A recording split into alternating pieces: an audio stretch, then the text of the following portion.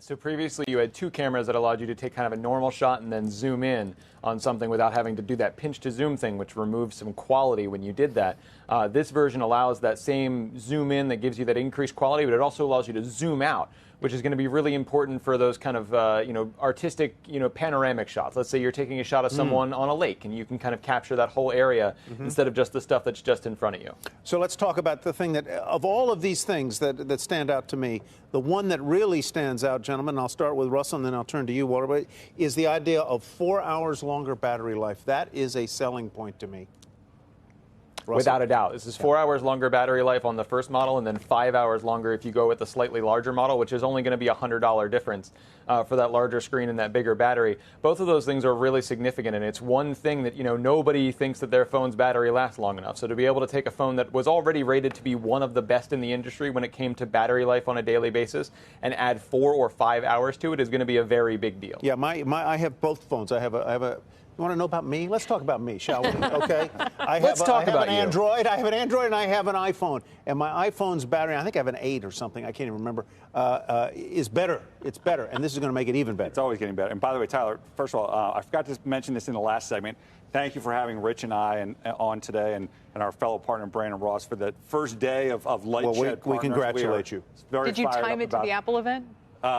We can't say whether we exactly timed it to that, but it was, it worked out well. It worked out well. Luck is the residue of good design. Right? We're fired up about the new venture and how we're going to attack this research business and some other things that we have planned. So back to this Apple iPhone. Is the extended battery really a key selling point to you in this? So you pay more for it? That was the pitch last year, right? Yeah, right. Better camera, better battery, same price. Better camera, better battery.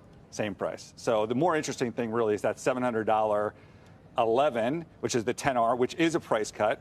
That is new. There hasn't been a price back and forth. That is a new. The 10R was the big seller last year. Yes. And they sold it at $7. Because it was cheaper than the 10 whatever. The iPhone 11 is now $50 cheaper. They're trying to drive volume. In the years prior, they were increasing price when volumes were going down. What does this do to their margins? That's going to be a great question for the CFO on the next call. I mean, the margins have obviously held up incredibly well, given some of the headwinds that they've had in currency and other things, but that'll be something for Luca to discuss on the call. How should we think about this upgrade cycle, if you even want to call it that? There are, 900 million phones activated globally. What percentage do you think are likely candidates for trade-ins? I mean, people are holding on to their phones longer now than ever, even before the original iPhone. It's been 5 years since the iPhone 6. That was the only super cycle that we've ever had when they sold 230 million phones. We're going to sell 180 million this year. So the hope now is looking to next year in 5G, but the problem is 5G as a technology is not expected to be broadly available. So even though they will brand it as 5G next year, it's unclear if even that's going to be something. So is there no answer for this particular I think the answer is at cycle? some point, if it keeps lengthening, you just trough out. At some point, your phone is so old. There's people out there with their iPhone 6 and 6S that they're breaking, or 8, that you're sick of your battery life dying out midday.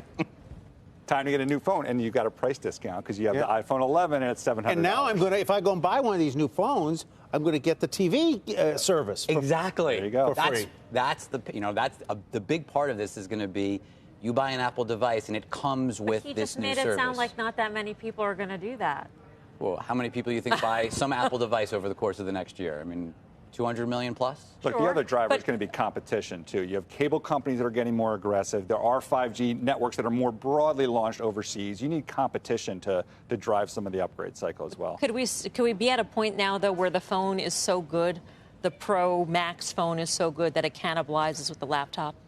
I mean, I think that's been talked about before in terms of the iPad as well. The larger, when they went to the max-sized phones, that hurt iPad sales. But iPad sales, in their own right, came back, right? Their return to growth, they've been a really good product for them in the past year.